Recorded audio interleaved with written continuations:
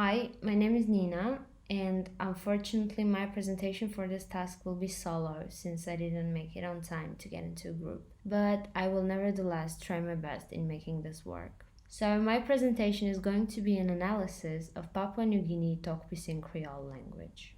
And before getting into the details of the Tok Pisin language, we are first to go through its history and the current as well as past social linguistics behind its evolution. Now, Tok Pisin from Tok Pidgin, also known as New Guinea Pidgin or simply Pidgin by English speakers, is a Creole language that is among the three designated national languages of Papua New Guinea. It currently has an estimated 3 to 5 million speakers, most of whom possess it as a second or auxiliary language, though for up to 500,000 speakers use it as a first language. The island of New Guinea, though populated for several millennia, was long hidden from the eyes of colonizers and explorers due to its dense jungles, complex topography, and very territorial inhabitants. There still remain large unexplored areas in New Guinea with the possibility of perhaps language variations or developments, but that's a subject for a presentation of its own. So, by the end of the 19th century, the areas that were penetrated by newcomers were divided into three regions: the western, the southern, and the northern halves of the island. The western half was part of the Dutch East Indies, now the Indonesian province of West Papua. Dividing the western region from the rest was a line running down the central mountain spine, as you can see on the slide. The southern half was made up of British New Guinea, later Papua, while the northern half of the island, together with the Admiralty Islands to the north and Bismarck Archipelago Islands to the northeast, constituted German New Guinea. After the World War I, German New Guinea became the UN Trust Territory of New Guinea, while Papua became an external territory of Australia. Together, the two were administered jointly as an Australian colony up until Guinean independence in 1975. It therefore comes as no surprise that Papua New Guinea is among the most acutely multilingual territories on Earth, where over 850 distinct languages have been recorded to exist. The precursor of Tok Pisin came about in the 19th century in the context of trade in the Central Pacific. At the time, an early Pacific Pidgin English was already in circulation on trading ships. In 1850, merchants and whalers in Bismarck Archipelago communicated through greatly reduced English jargons that contributed to the emergence and the development of Tok Pisin. In 1860, a German company established plantations in Samoa, a nearby island country, from where German influence spread in the Pacific. Since the Bismarck Archipelago had many trade bases, thousands of Bismarck Islanders were recruited to the Samoan German plantations. In Samoa, Melanesian Pidgin was used as a lingua franca, which Papua New Guineans adopted upon returning to their homeland from the plantations.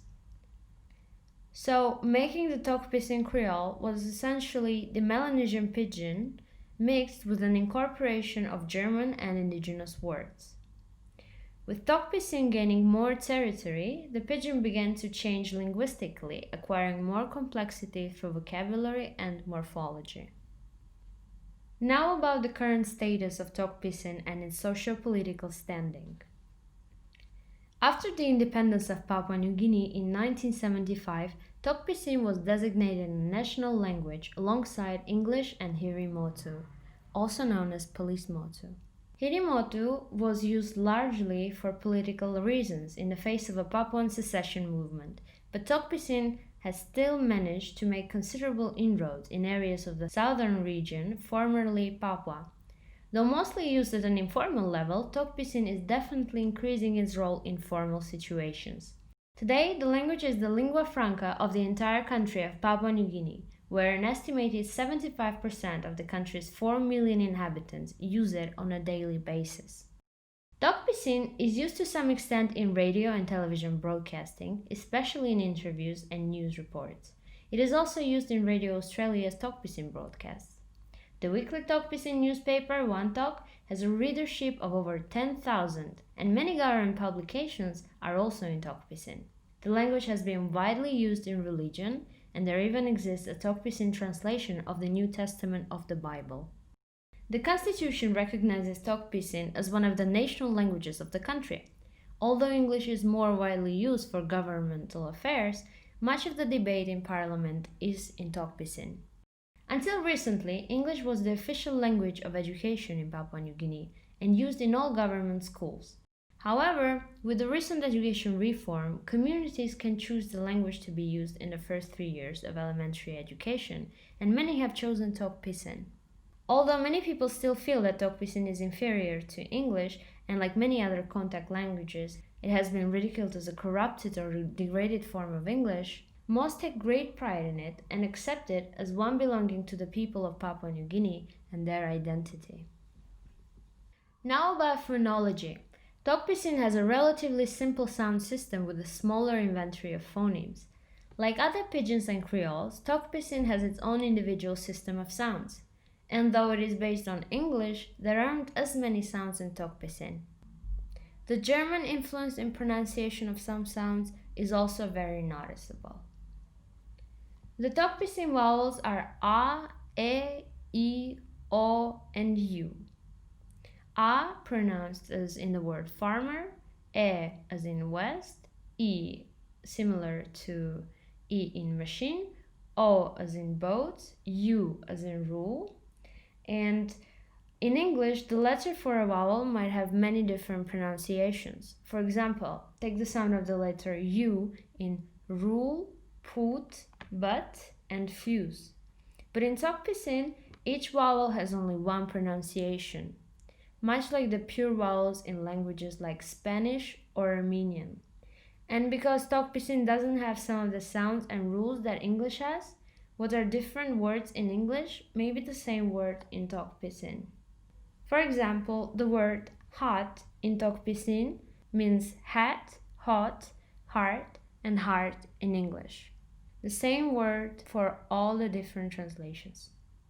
Now we have the consonants, and Tok Pisin has 16 of them. They are the voiceless plosives, the bilabial p, alveolar t, and velar k. The voiced plosives, bilabial b, alveolar d, and velar g. Then we have the nasals, the bilabial m, alveolar n, and velar ng, like in song. We have alveolar shrill r sound, the labiodental voiceless fricative s, and glottal fricative h, that is variable in pronunciation and can sometimes be completely omitted. For example, the word house can be pronounced both as house and aus. Then we have the voiced fricative v, which sometimes gets replaced by f sound, like with the word five turning into five. We have lateral alveolar l sound and the approximants bilabial w and palatal j. J often becomes s in medial and final position, like with bridge becoming bris. Now, some things to also consider are the following.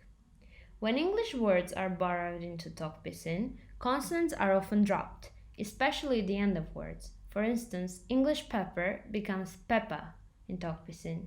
Here also, the s sound is used for the sh sound, so the English word shell would become sell in Tok Pisin. The p sound is used for the f sound, so the English word fish would become piss. Like many dialects of English, Tok Pisin does not have the r sound following a vowel, so for example, the English word work becomes walk. And if the letter R is pronounced, it is done so as R, like rat or sorry. Also, Tok Pisin has a rule that at the end of a word or a syllable, the voiced plosives g and d from English become voiceless g and t. So the word for pig is pig, and the word for road is rot in Tok Pisin. So now some of the phonemes that weren't borrowed from English and were substituted in Tok Pisin. So we have the dental fricatives, th and the. So in Tok Pisin, the sound th would become either th or s, depending on the association of the sound. So for instance, the words think, something, thousand would become think, something, and thousand. And then the word mouth would become mouse, Then we have the word this becoming dispela, so the turning into the, and also the for brother, brata. Some more phonemes that were replaced are the palato-alveolar affricate ch becoming s, as in church, change, and cheese becoming sios, senis, sis, and alveolar fricative z for razor, cousin, cheese becoming s, mouse, cousin, sis. And these are the 4 commonly used diphthongs in Tok Pisin. We have I, au, iu, oi, time, trime, light, cow, house, outs, boy, toy. Now about intonation and stress patterns in Tok Pisin. Though not much has been studied, here is some of the general information. Normally, the stress falls on the first syllable of a polysyllabic word, but sometimes it may vary for similar words indicating different meaning. So for instance, we have words such as nothing, meaning nothing, and nothing, meaning I think, probably. Or palai, that means a lizard, and palai, a fly. That also sounds like one. Another thing is when compound words are formed with an, up, ait, aun, and ewe. These forms are usually stressed in a word. In the case of ewe, however, stress falls on its second syllable. Since stress rules are varying in Tok Pisin and are not strictly followed in spoken language, the best way to learn them is through exposure to spoken Tok Pisin. So it's time for morphology. One distinctive feature of Tok Pisin is the use of a suffix im, derived from English him.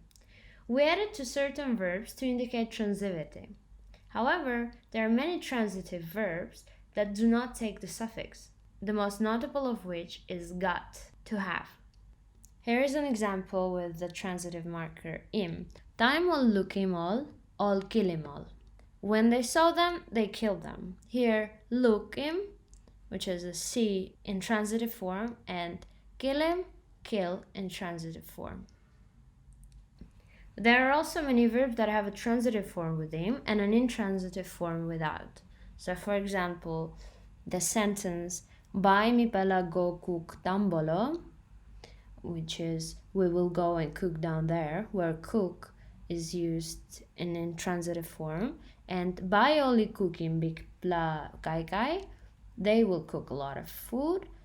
Here cook is used in its transitive form with an im marker. Another common feature is the pela suffix. It comes from the English word fellow, which was in frequent use during early contact and has entered all varieties of Melanesian pidgin in different forms. In many pidgin creoles, the suffix is fala. In Tok Pisin, it's pela, almost always reduced to pla. The suffix is used in 2 ways. First, as marker of monosyllabic adjectives, and second, as plural marker of pronouns.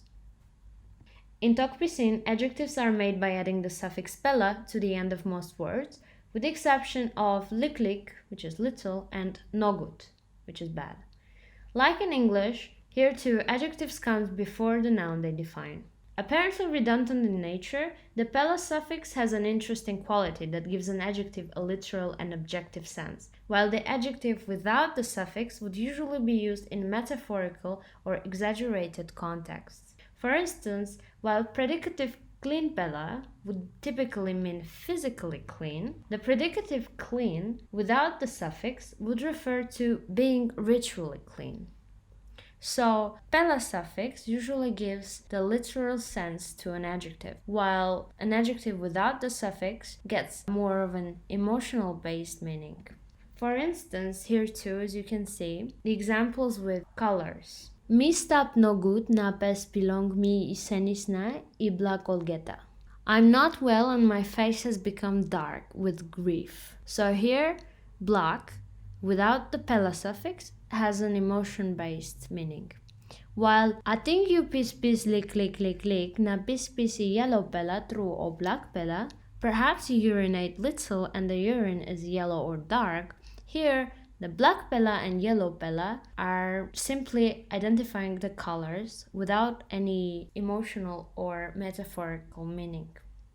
Pela is also used to make some of the pronouns. For instance, this pela, this, the indefinite one pela, a certain, some pela, some, and nara pela or ara pela, other. All plural pronouns, however, are marked with the pela suffix to highlight their agglutinating natures, complex forms with morpheme compounds. Personal plurals, just as well, are made with the pela suffix. So here we have mi pela, which is we exclusive, and you pela, which is you demonstrative.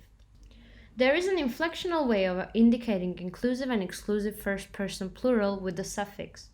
We see that with mi tu pela, we exclusive, and you mi tu pela, we inclusive, where tu means two. The following two examples will help illustrate the inflection and pluralization of the first-person plural pronoun. House belong mi pela, house belonging to us, not including you, and house belong you me, without the pela. House belonging to us, including you. On the right side, you can see the list of pronouns, where first person dual exclusive is with pela, mi tu pela, and so is first plural dual inclusive, you mi tu pela, first person plural exclusive, mi pela, and second dual, you tu pela, second person plural, you pela. The noun phrase. Nouns are generally invariable, without any grammatical inflections. There is no grammatical gender, although biological gender can be indicated by adding man, male, or meri, female, after the noun. For example, pikinini man, a male child, pikinini meri, a female child.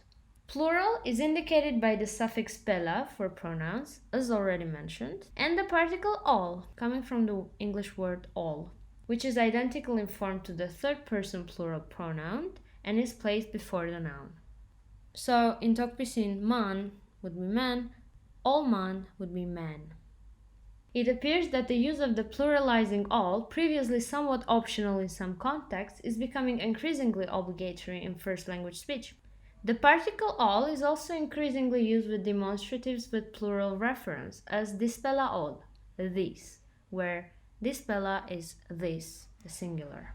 Sometimes this pela all is reduced in form to slol or other similar forms. In Tok Pisin there is no definite article, but the word one pela, one, may act as an indefinite article. The demonstrative this pela, this, is also in common use. When it comes to indicating possession, the word belong is used and placed between the possessum and possessor. The word belong is among the most widely used words in Tok Pisin. Here are two examples with it. Mama belong dog, the dog's mother. Puri puri belong all sepic's people's magic. So now a bit about the syntax. Word order in Tok Pisin, similar to most of the English sentences, is SVO, where the subject comes before a verb, which in turn comes before the object. Here you can see a simple example with it. Occasional deviation from this order for stylistic effect is rare but possible. Yes/no questions in Tok Pisin are distinguished from statements by a rising intonation. However, when it comes to content questions, we would use the three main question words that are wanem, what, from what name, husat, who, from who's that, and where, meaning where, also deriving from it. Other question words are compounds formed with wanem, like wanem time for when, belong wanem for why, and alsem wanem for how. One thing that has especially received widespread comment among users and linguists is the particle e that divides sentences into subject and predicate. The exact nature and range of its functions have not yet been adequately studied. However, what is known so far is that the particle e is derived from the third person singular English he pronoun and has been given new functions according to substrate patterns of speakers. An example of the separation of subject and predicate is illustrated on the slides by the following sentence. All man I bin paitim garamut. The man beat the slit gong. As you can see, E separates the subject from the predicate. However, E is also used in other contexts where the term predicate marker is not appropriate. This is usually for when E precedes the words go, go in English, and come, that are positioned before a verb to indicate direction or sustained action, as shown in the following example. Tupla ipu ligo igogo long plesol isave igatfis. The two paddled back to the place they knew had fish. So the E coming before go is just there to indicate direction and also to give an emphasis to the word go. Now a bit about the Tok Pisin tenses, specifically the future and past ones, because for the present no marker is used. As with most pidgins and creoles, Tok Pisin does not have a large number of inflectional morphemes for case or agreements. Instead, pidgins and creoles use adverbial expressions and particles to show tense. For the future, for example, Tok Pisin makes use of the marker by. This occurs before the predicate marker and so is somewhat different from the time modality aspects that follow. By comes from the English adverbial phrase by and has earlier appeared as by and by, which was typically used as sentence initial. It is important to note also that there is a correlation between the position of by according to different pronouns used with it. For example, first and second person pronouns usually come after by, while third person pronouns most often come before it, like in the example you see on the slide. I think by helping me. It will probably help me. Here, as you can see, the third person singular comes before by, while the first person singular comes after it. And although by is most often described as a future tense marker, it sometimes also has an irrealis function and indicates that a certain situation or action is not known to have happened at the moment the speaker is talking.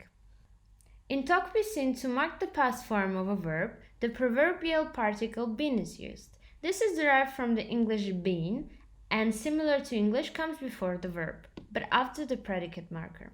Usually, like with present tense, verbs with past time reference are unmarked. The marker been is used mostly to make time reference clearer or when talking about the past in past situations.